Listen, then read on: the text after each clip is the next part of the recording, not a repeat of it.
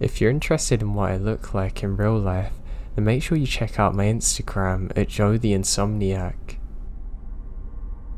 My normal shifts were during the day, 9 to 5 like most people, but on that day, we were short-handed, one night, because the last person who worked during those shift hours had just quit.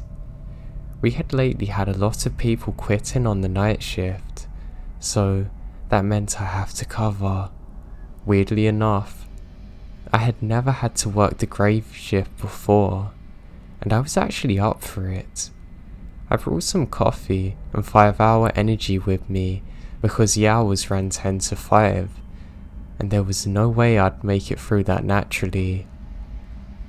I get to my tower right before 10 when it's already pitch black and the cold July night had set in. The tower was fairly tall, with several flights of stairs leading to the top. The whole thing surrounded by thick forest, except for the trail I came on, and a murky pond that was just to the right of one of the tower's legs. The pond itself was covered in those little frog pads and had algae floating over the surface. It was actually quite big for a large natural lagoon. I climb up, and all I can hear was the non-stop sound of crickets, frogs, and an occasional owl. When I hit the top, I fumble with my keys until I finally find the right one and walk in on it. The one room was small and square-shaped. 3 of the walls were mostly glass, and the other one was opaque, and had the door I just came in. The roof went up like a pyramid for a short length until it peaked. It was all made of wood. To my left was a nicely made bed and a nightstand with a lamp and flashlight on top. Not like I'd be using the bed though. On the wall next to that is my CB radio and communication stand, which every one of those towers had.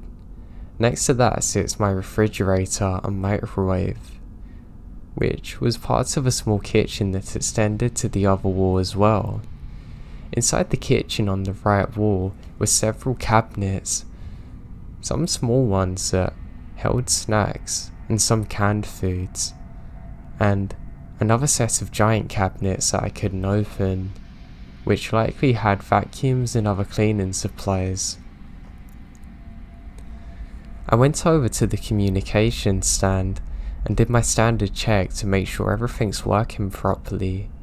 I called into the ranger station and said, "Well, Donnie, it looks like it's just me and you tonight." Donnie doesn't reply, so I figured that he's just out somewhere. I went and grabbed the flashlight off the stand and reached into one of its drawers, pulling out a set of binoculars from it. I went back out to the balcony and checked to make sure no fire hazards or any other kind of dangerous things were going on over there. Once I checked that off my to-do list, I headed back inside and pulled out the chair from the communication stand.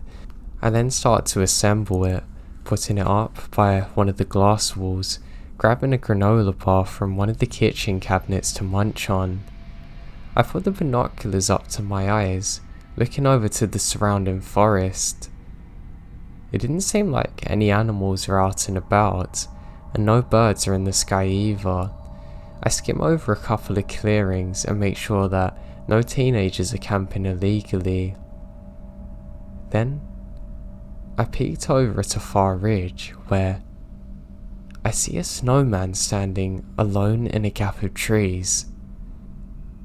Wait, it's July. I peeked again to see it's not a snowman.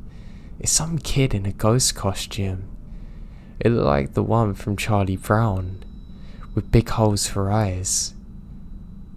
The kid was still, staring in my direction, unmoving.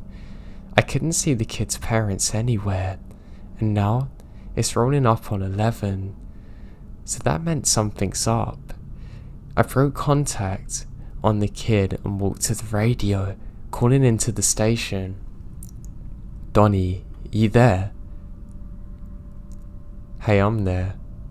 Yeah, there's some kid in a blanket walking around the southeast sector, alone. What the hell are you talking about? It's a ghost costume. You mean the Charlie Brown one? Can you check it out? Yeah, I'll go up. I'll call on the walkie-talkie. So I turned off the radio and crossed over to the nightstand drawer to grab the walkie-talkie. Once I had it, sat back down in the chair, I put my binoculars on, zooming in to where the kid was. The ridge is empty, with no sign of the kid anywhere. I'm pretty confused by this. I pulled up the antenna on the walkie-talkie and dialed the channel. Hey, Donnie, can you hear me? Yep, loud and clear. I'm getting close to the sector. I'm heading up for a vantage point. Perfect. That's where I saw him. But he moved on. Well, I'll just check around to see if I can find anything. As I watched Donnie come over the ridge, waving his flashlight around in the dark until he looks towards the tower and shrugged. Well, nothing here. Damn, hopefully he turns up again. Until then, I'll notify the police and look for missing reports. Alright, I'll go back to...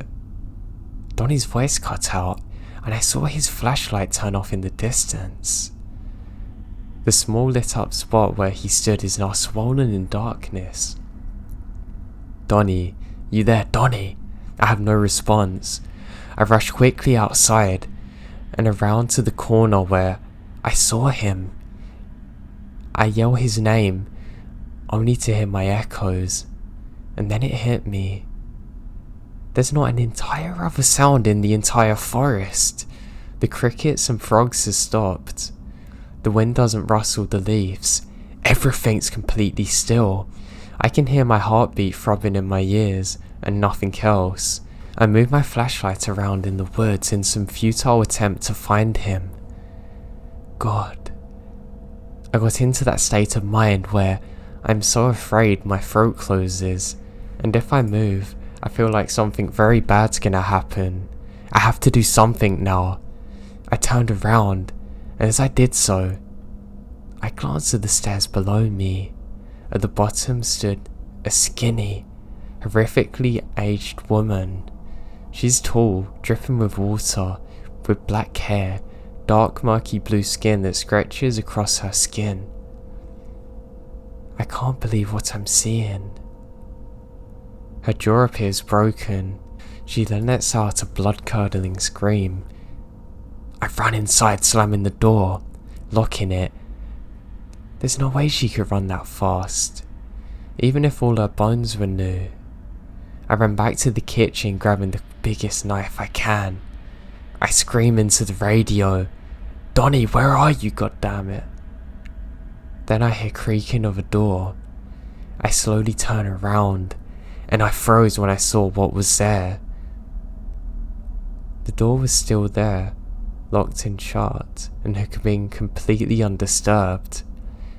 What scared me was the once locked giant cabinet now stood open, with a kid dressed like Charlie Brown there. I'm just frozen until I hear that little kid move and giggle. There's no way. I pulled off the sheet to see one of Donnie's kids, Marvin, sporting a walkie-talkie there, saying, "Dad, I got him." Haha. Really scared him, right? He and his son laugh from the other end of the walkie-talkie. I then say to him, "I can't believe you got that stupid girl in that zombie outfit. You must have got that from some kind of studio shop or something." By now I'm sure that one of his friends works in special effects, and they just got something from a film set. My what? Does the ghost look like a zombie from that far away? You said it looked like Charlie. No, not the ghost, you idiot. The woman on the stairs. She screamed and ran up the stairs so quick, like an Olympic runner. Dean, I didn't put no woman on the stairs. Upon hearing that, would have been the night shift for the next couple of weeks until they found a replacement, my friend quit and vowed to never return to the park again. To this day, he swears that either Donnie never told him about that part of the prank, and that he saw something else entirely unrelated. I began to question my own participation in night shifts, and consider myself lucky that I've only been on it a few times while stationed at the north and eastern sectors.